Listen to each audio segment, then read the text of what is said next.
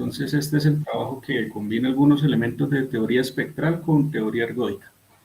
Entonces, empecemos. Esta presentación se divide en 5 partes. Inicialmente presento la introducción y la motivación para el planteamiento. En la segunda parte muestro los fundamentos en lo que quiero, pues, tratar de justificar por qué existe una teoría espectral de operadores de Schrödinger, ¿sí?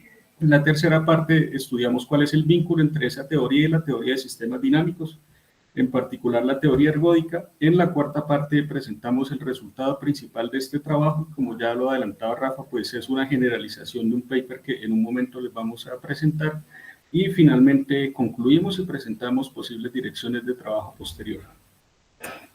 Entonces, voy a poner el reloj para no ir a pasarme tiempo.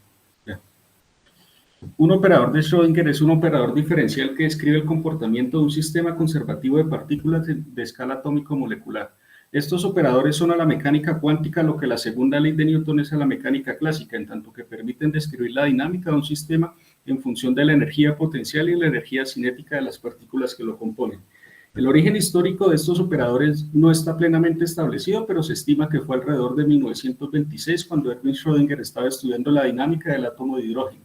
Y a pesar de ser una teoría que tiene un origen marcadamente fenomenológico, se erigió a lo largo del siglo XX como una rama autónoma de las matemáticas que combina, pues, muchos dominios de esta ciencia. En particular, aquí vamos a estudiar los vínculos que tiene con la teoría espectral y con la teoría de sistemas dinámicos. Lo que se quiere, hacia donde queremos ir con esta presentación, y que es el teorema principal del trabajo, es brindar condiciones suficientes para que el espectro puramente continuo sea una propiedad genérica de los operadores de Schrödinger ergódicos. Conforme vaya avanzando en la charla, espero poder darle sentido a qué quiere decir esta afirmación. Primero, una motivación para el planteamiento. Consideremos un sistema conservativo, pues por simplicidad que sea solamente de una partícula en un espacio n-dimensional. Este sistema es descrito por una función de onda, psi, que vive en el espacio L2 grande de Rn, ¿sí? Y el principio de conservación en este sistema es descrito por el hamiltoniano, que a cada función de onda le asigna la suma de este operador h sub 0 y b, donde h sub 0 es el laplaciano, que está acompañado por menos la constante de Planck simplificada al cuadrado sobre 2 veces la masa de la partícula, mientras que la función potencial es una multiplicación por la función b, que va de Rn en los reales. Con esto, pues ya tenemos el set para presentar la definición formal de los operadores de Schrödinger. Un operador de Schrödinger es el hamiltoniano que describe la dinámica de un sistema de partículas a escala cuántica y en ausencia de fuerzas relativistas, que cada función de onda lo envía a la suma del laplaciano y la función potencial aplicada a esa función. Observen que si estamos en un sistema conservativo, podemos denominar como lambda la suma de la energía potencial y cinética, ¿sí? la energía total del sistema, con lo cual tendríamos esta ecuación de acá. Pasando todo para el lado izquierdo de la ecuación, tendríamos que h menos lambda por psi es igual a 0.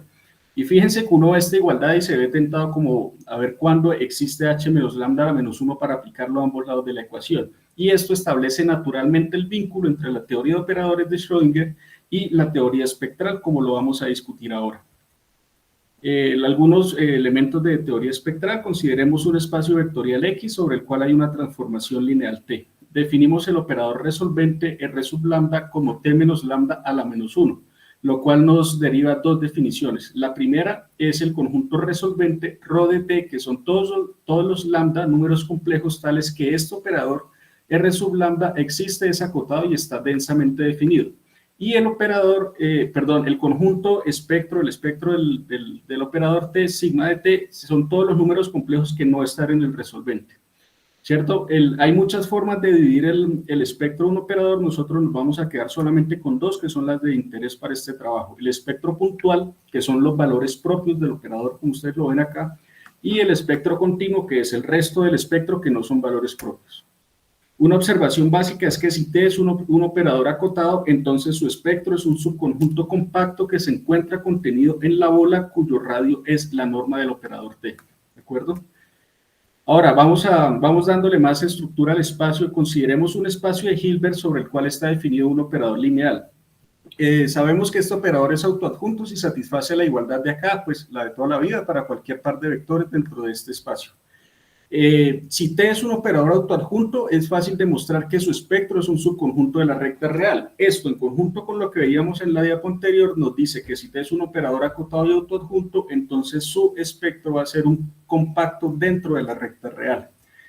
Esto es importante porque vamos a poder aplicar toda la teoría espectral de operadores acotados y autoadjuntos para el estudio de la caracterización del espacio de Hilbert y de los operadores sobre él definidos, como lo vamos a ver en un momento. Primero, un ejemplo, consideremos el espacio de Hilbert L2, en este caso L2 pequeña sobre los enteros, que básicamente es el conjunto de sucesiones, ¿sí? Dotado del producto interno, que pues es el producto interno usual, y el laplaciano discreto, que en este espacio a cada phi de n lo está enviando a la suma de phi de n más 1 más phi de n menos 1. Este operador es acotado y es autoadjunto, y usando la transformada de Fourier discreta puede demostrarse que su espectro es el intervalo cerrado menos 2, 2. Este operador es la base para la definición de los operadores de Schrödinger unidimensionales discretos, que ya son el objeto de estudio de este trabajo. Estos operadores están definidos en L2 pequeño de z, y a cada función de onda lo envía a la suma del laplaciano discreto y una función potencial, que en este caso va de los enteros en los reales. Si B es acotada, entonces H es un operador acotado y autoadjunto. Se hace énfasis en estas dos cosas porque, como ya les comentaba, van a ser la clave para la caracterización de los espacios. Ahora vamos a discutir rápidamente algunos resultados fundamentales de análisis funcional que nos permiten, digamos, evidenciar la importancia de esta teoría. El primero de ellos es el teorema de Ritz-Markov. Consideremos un espacio de Hausdorff compacto. Sobre el espacio de funciones continuas que van de X en los reales, consideremos un funcional positivo acotado L, ¿de acuerdo? Entonces, este teorema nos dice que existe una única medida de Borel en X. Esto es una medida que está definida sobre los abiertos del espacio topológico, tales que este funcional lineal puede representarse como una integral con respecto a la medida mu sobre el espacio X para toda función en C de X. En particular, consideremos entonces un operador acotado y autoadjunto en el espacio de Hilbert H, y agarremos una función continua que va del espectro de A, que ya sabemos que es un compacto en los reales, tal que f es mayor o igual a 0. Y consideremos este funcional lineal, ¿sí?, que es este man de acá. A cada función lo envía al producto interno que hay acá, para cada vector dentro del espacio de Hilbert.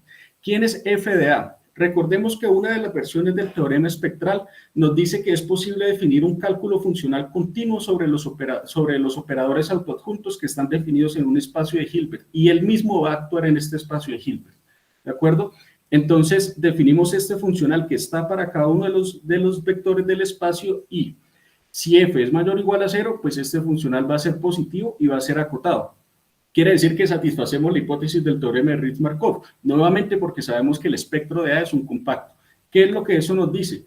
Que este funcional, que es el producto interno de acá, tiene una representación integral con respecto a una medida de Borel mu sub psi sobre la integral sobre el espectro del operador autoadjunto. Esa medida, mu sub psi, se denomina medida espectral asociada al vector psi del espacio de Hilbert H. O sea, toda esta pirueta es para decir que todos los elementos de un espacio de Hilbert pueden ponerse en correspondencia unívoca con medidas de Borel definidas sobre el espectro del operador autoadjunto, que es el que nos deriva toda esta construcción. Eso por un lado. Por otro lado, siempre que nosotros tenemos una medida, esta puede descomponerse canónicamente en tres medidas de acá. Una es la medida mu de pp, la pp es de puntos puros. ¿Qué es lo que está haciendo esta medida? Nosotros agarremos un conjunto medible dentro del espacio, ¿sí? Entonces vamos a decir que mu de pp es igual a la medida de todos los puntos dentro de ese conjunto medible, cuya medida, o sea, la medida de cada uno de esos puntos es estrictamente positiva. Es decir, los puntos que ellos solitos tienen una medida estrictamente mayor a 0. Esa es la medida mu de pp. ¿Qué nos está quedando en el otro lado? Nos está quedando una medida, ¿sí?, donde cada uno de los puntos individualmente tiene una medida que es igual a 0.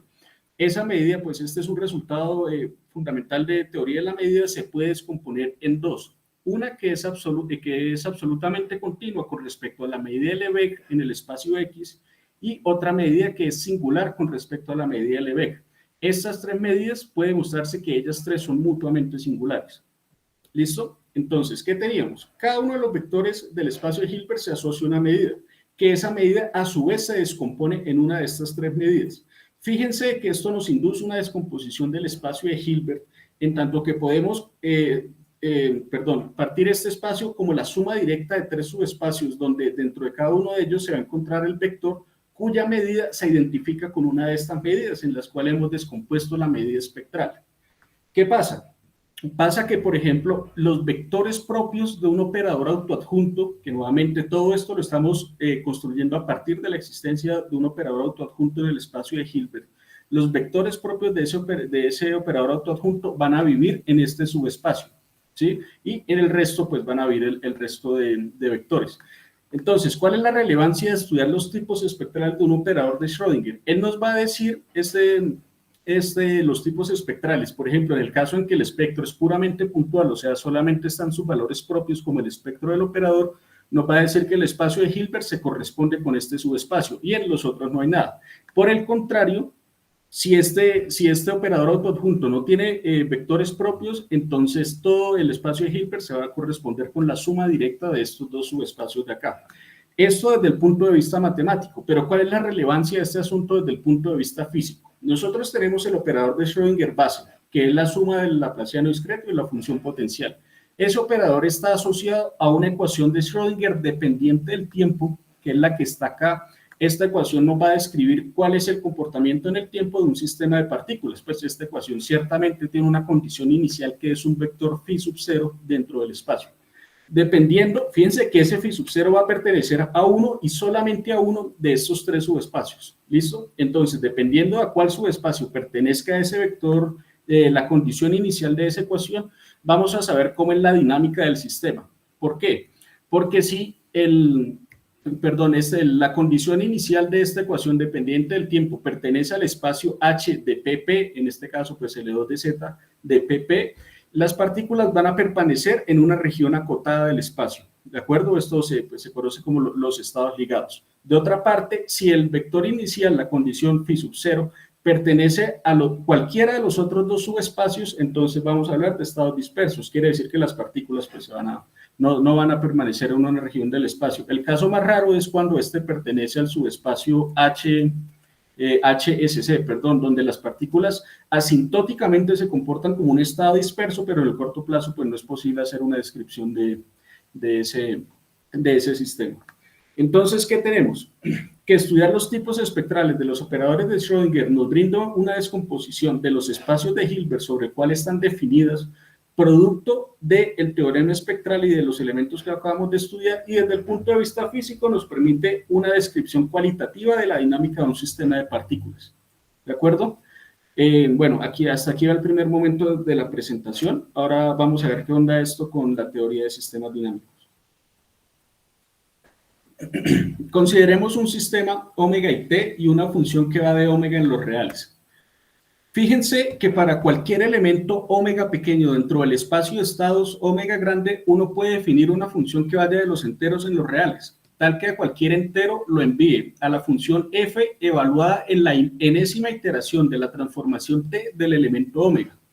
¿Y cuál es la pertinencia de hacer esta definición? Esto pues nos está definiendo una función potencial, que si nosotros lo arrimamos con el laplaciano discreto, pues vamos a tener un operador de Schrödinger que está definido para cada uno de los elementos del espacio estado del sistema dinámico. Espera, Pablo, espera un minutico ahí. El omega que está ahí, ¿quién es?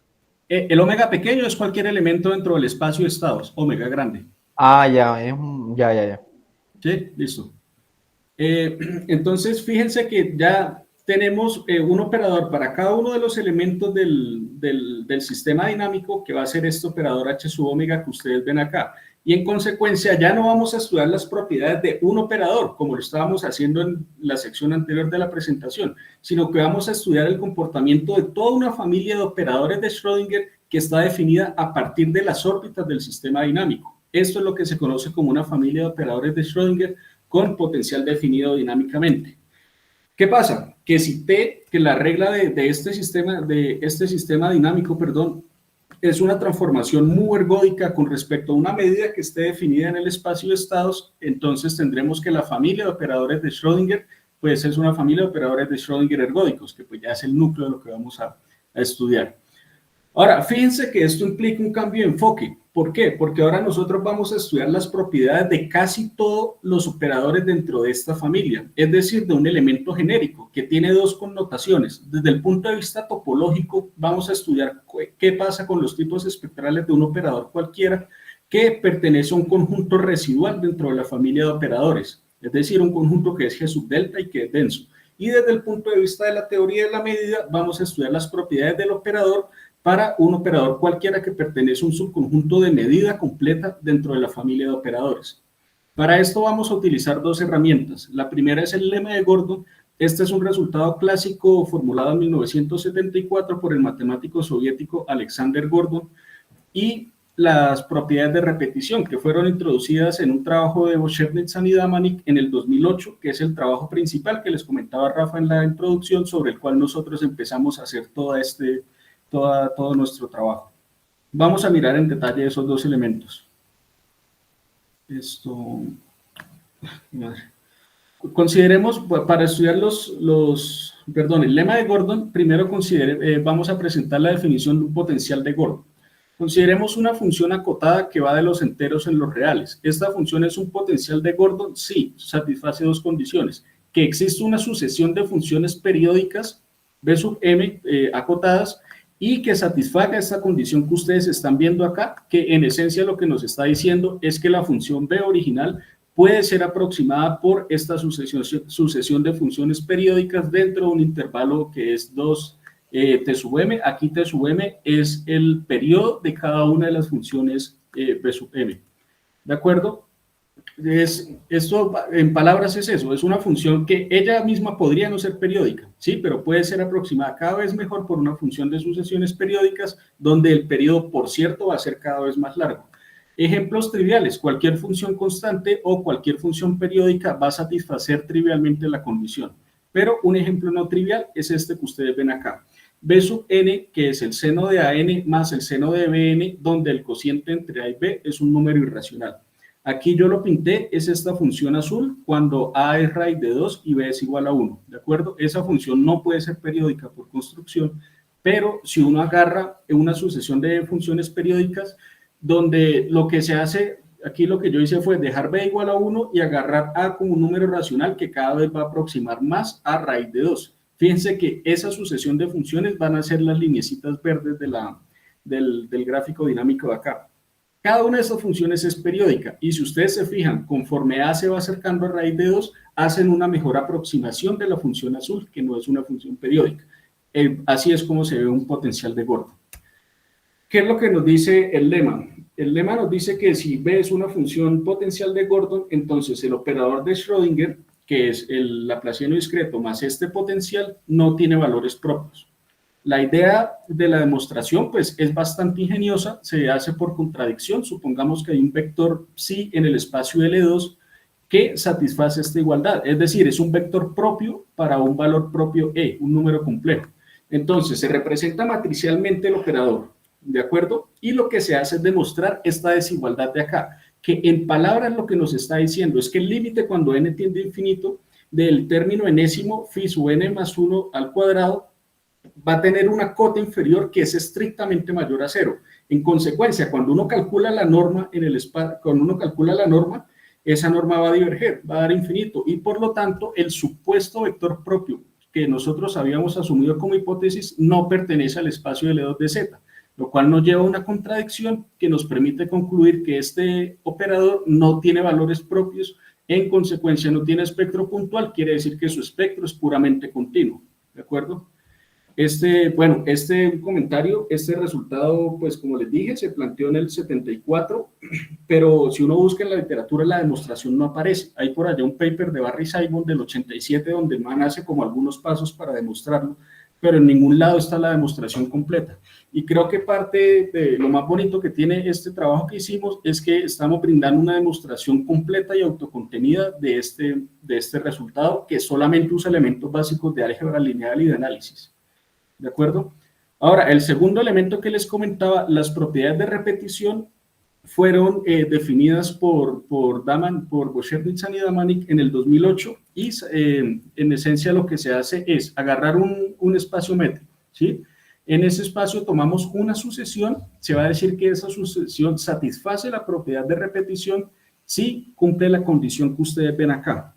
Pero aquí, ¿qué es lo importante? Lo importante es este conjunto PRP de T, que son todos los elementos dentro del espacio omega cuya órbita, una vez hemos definido una transformación dentro de este espacio, satisface la propiedad de repetición. Nuevamente, en palabras, ¿qué es lo que esto nos está diciendo? Que un elemento pertenece al conjunto PRP de T si su órbita puede ser aproximada por una sucesión de órbitas periódicas dentro del sistema dinámico.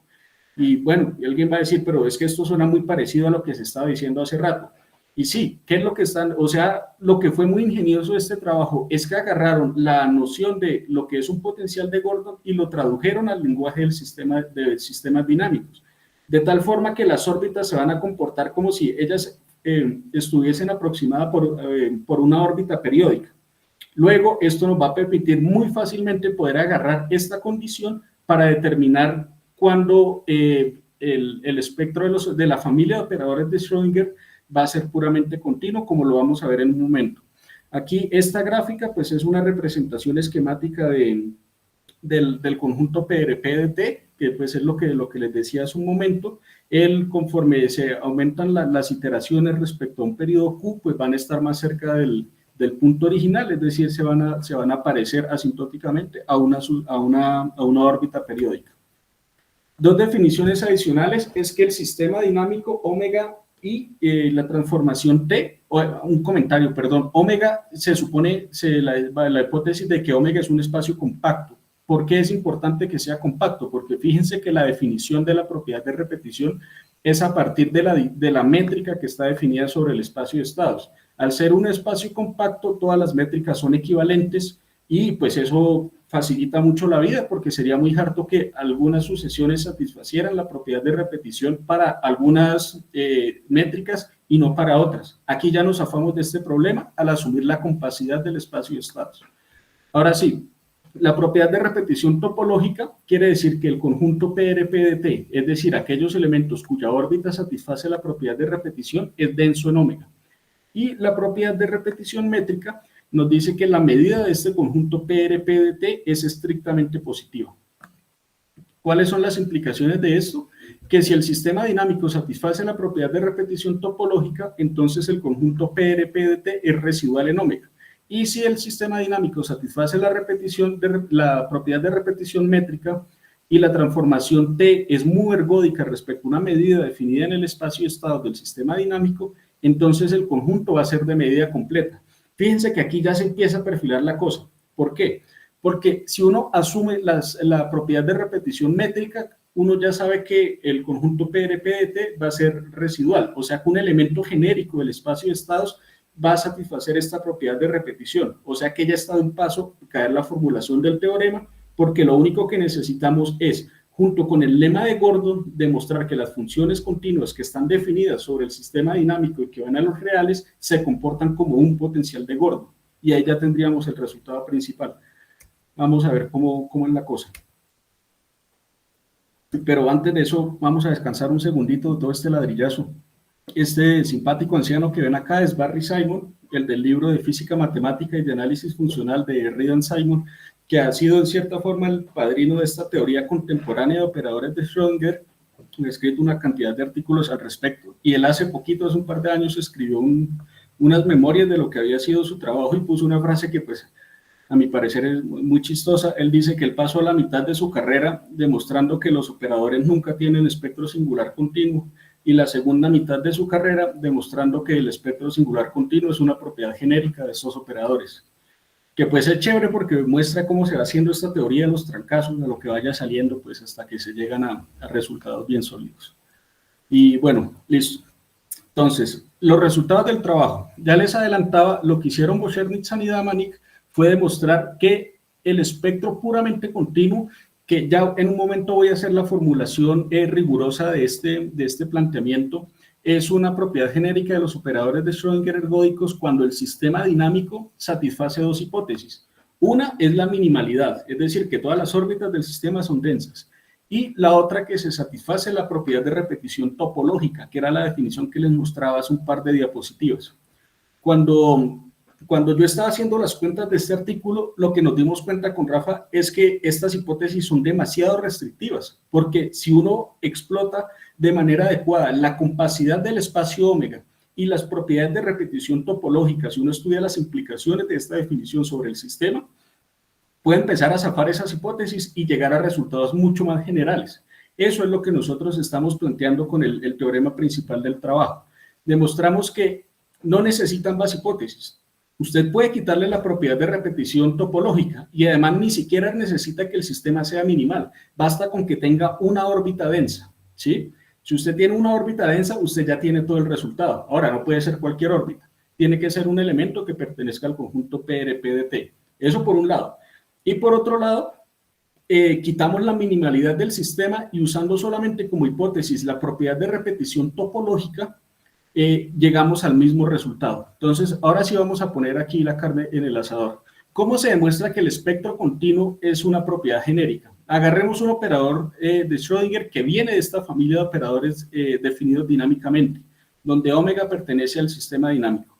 Necesitamos una función continua que sea genérica y necesitamos un elemento que sea genérico, como ya les adelantaba. La idea, la filosofía de esta demostración es demostrar que f de t a la n de omega es un potencial de Gordon. De esa forma se satisface. Se me va a acabar la batería, un segundo. Qué pena, perdón.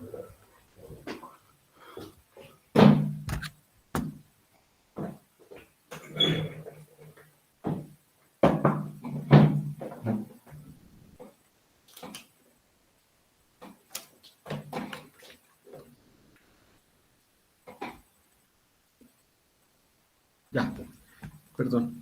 Entonces, si nosotros podemos demostrar que f de t a la n de omega para una función f genérica dentro de las funciones continuas que van de omega en los reales y para un omega genérico dentro del espacio de estados del sistema dinámico, tendríamos que se satisface la hipótesis del lema de Gordon y combinando ambos elementos concluimos que el espectro de este operador h sub omega es puramente continuo. ¿Sí? De tal forma que estaríamos llegando al resultado principal del trabajo, que es la genericidad del espectro continuo. ¿Cuál es el planteamiento formal? Tenemos esta primera versión, esto ya se los había adelantado, en 3 minutos ya acabo. Consideremos un elemento que pertenece al conjunto PRP-DT, que era ¿quién? Los elementos dentro del sistema dinámico cuya órbita satisface la propiedad de repetición. Y supongamos que la órbita de ese elemento es un subconjunto denso de omega. Entonces, ¿qué pasa? Existe un subconjunto residual, esta F caligráfica, en el conjunto C de omega, tal que para cada una de esas funciones existe un subconjunto residual dentro del espacio de estados con la propiedad de que F de t a la n de omega es un potencial de Gordon para todos los omega que pertenecen a ese conjunto residual. Ya con eso está demostrado el resultado. ¿Por qué? Como ya les comentaba en la diapositiva anterior, porque esta es la hipótesis del lema de Gordon. Entonces, ahí ya tenemos de gratis el resultado. La segunda formulación del teorema principal del trabajo, que ya también se las había adelantado, es suponer que el sistema satisface la propiedad de repetición topológica. Entonces, se tiene lo mismo aquí en adelante, es lo mismo del anterior, que existe un subconjunto residual en C de omega, tal que para cada función existe un subconjunto residual con la propiedad de que f de t a la n de omega es un potencial de Gordon. Esta es la generalización que nosotros estamos haciendo del resultado de Bocherny-Zan y Damanik del 2008, que nuevamente la clave para la formulación de este enunciado, para la formulación de este teorema, fue estudiar a fondo cuáles son las implicaciones de la compacidad del espacio de estados y de las propiedades de repetición sobre la estructura misma del sistema dinámico. ¿De acuerdo? La demostración, fíjense que la formulación de este teorema es constructiva, es esto, demostrar que existe un conjunto residual en C de omega, luego demostrar que existe un conjunto residual dentro del espacio de estados. Esta demostración pues es constructiva, hay que empezar a crear los conjuntos abiertos, luego intersecarlos para que sea G sub delta, luego ver que estos sean densos dentro del conjunto y hacer una terapia parecida para el conjunto residual que se está construyendo dentro del espacio de omega. Luego, después de que nosotros hicimos esa construcción de estos conjuntos residuales, tuvimos que demostrar que esta función de acá se ajusta a la definición de potencial de Gordon. y ahí ya se terminaba de caer, la demostración corría sola de ahí en adelante. Esto fue lo que nosotros hicimos en este trabajo, ya se me acabó el tiempo. Un pequeño ejemplo de aplicación. Desarrollamos un par de ejemplos en el trabajo, aquí pues trajimos el que era más directo. Consideremos un sistema dinámico que es el toro D-dimensional y la transformación que sobre él estamos definiendo es el shift ergódico, ¿sí? A cada omega lo enviamos a omega más alfa, donde alfa es un man que tiene esta forma y el conjunto desde alfa sub 1 hasta alfa sub d es un conjunto que es independiente sobre los racionales, ¿de acuerdo? Entonces uno demuestra que este sistema dinámico satisface la propiedad de repetición topológica. ¿Qué quiere decir que satisfaga la propiedad de repetición topológica? Que estaríamos parados sobre la hipótesis de esta segunda versión del teorema. En consecuencia, tendríamos que el espectro continuo de esta familia de operadores de Schrödinger es una propiedad genérica. ¿De acuerdo? Las conclusiones. Bueno, esto ya lo había dicho, no lo voy a repetir. La generalización que hacemos de la investigación de Bouchernicz y Damanik en este trabajo la hacemos en dos direcciones. Primero, los manes tienen dos hipótesis. Que el sistema satisface la propiedad de repetición topológica y que el sistema es minimal. Nosotros quitamos la propiedad de repetición topológica y debilitamos la hipótesis de minimalidad. Y por otro lado, quitamos la hipótesis de minimalidad y nos quedamos solamente con la propiedad de repetición topológica. Yo no diría como, bueno, pero ¿y a todo esto qué papel jugó la ergodicidad? Si está en el título del trabajo, pero en ningún momento se discutió. Bueno, esto es interesantísimo porque la ergodicidad de la medida, de la transformación con respecto a una medida, se usa solamente en un momentico en todo el trabajo. Y ese momentico en el que se usa es para decir que si el conjunto PRP de T tiene medida estrictamente mayor a cero, solamente hay que suponer que tiene medida estrictamente mayor a cero. En virtud de la ergodicidad del sistema, uno concluye que ese conjunto PRP de T es de medida completa. Es decir, ese conjunto va a tener la misma medida del espacio de estados. Fíjense que esta es la versión métrica del teorema que no la alcanzamos a discutir acá, pero es muy parecida. Nosotros en el teorema, nuestro teorema, construimos un conjunto residual. Aquí la ergodicidad sirve para construir un conjunto de medida completa. A partir de ahí, que es PRPT, que son los elementos que satisfacen la propiedad de repetición en el sistema. A partir de ahí, en adelante, la demostración es análoga. Es igualitica para demostrar que el espectro continuo es genérico desde el punto de vista de la teoría de la medida. Ese es el rol que juega la ergodicidad. Y un aspecto interesante de este trabajo es que se refuerza la filosofía de que el fenómeno de dispersión, que recordemos que es lo que se asocia con el espectro continuo desde el punto de vista matemático, está asociado a medios físicos cuya estructura atómica es ordenada y repetitiva. Este es un resultado que ya se conocía desde mediados del siglo pasado, pero ahora se está generalizando en el sentido de que no se requiere que la función periódica que describe los medios repetitivos, no se requiere que esta función sea estrictamente periódica. Basta con que la función pueda ser aproximada por una sucesión de funciones periódicas. ¿De acuerdo? Ya para terminar, madre, me pasé, un postulado afín, Arthur Ávila y David Damanik, que es el mismo man de este estudio, demostraron en el 2005 que la ausencia de espectro absolutamente continuo de los operadores de Schrödinger ergódicos es una propiedad genérica. Entonces, si uno agarra ese resultado con el que nosotros estudiamos en este trabajo, concluimos que el espectro singular continuo es una propiedad genérica de los operadores de Schrödinger, y ese sí ya es un resultado bastante fuerte. ¿Cómo podría expandirse este resultado? Fíjense que la propiedad de repetición lo que nos está estableciendo es una condición sobre la estructura del sistema dinámico. Entonces, podríamos estudiar cómo interactúa esa propiedad con otros atributos del sistema, por ejemplo, la entropía. Este fue un trabajo que hicieron en el 2010, ¿sí? Dicen que si un sistema tiene entropía topológica positiva, entonces el operador de Schrödinger tiene espectro puntual. Quiere decir que en ausencia de entropía ya no podemos tener el resultado del espectro puramente continuo. Este pues es un tema bastante interesante, por ahí estábamos haciendo unas cuentas con Rafa al respecto. Y finalmente queda por la pregunta opuesta, ¿cierto? Ya tenemos condiciones suficientes para garantizar el espectro continuo y las condiciones necesarias, o sea, ¿qué nos dice la genericidad del espectro continuo sobre la estructura del sistema dinámico subyacente? Este es un problema que se enmarca en la teoría, en los problemas inversos, en teoría espectral, que pues son problemas dificilísimos y pues esta es una pregunta que sigue estando abierta. La referencia principal, el paper que ya les comentaba, y la literatura clásica al respecto, aquí la ven, esa es la de los libros de toda la vida, y listo, muchas gracias. Eso era. Bueno, muchas gracias, Pablo. Sí, yo creo que la pregunta mejor se la hacemos por vía chat, ya que hay poco tiempo Sí. y ya se acerca el cursillo del profesor Serafín. Muchas gracias, Pablo. No, por favor, muchas gracias a ustedes por la invitación. Muchas gracias, Pablo. Buena esa. Gracias. Bien. Te vamos ahora para el cursillo del profesor Serafín. Listo.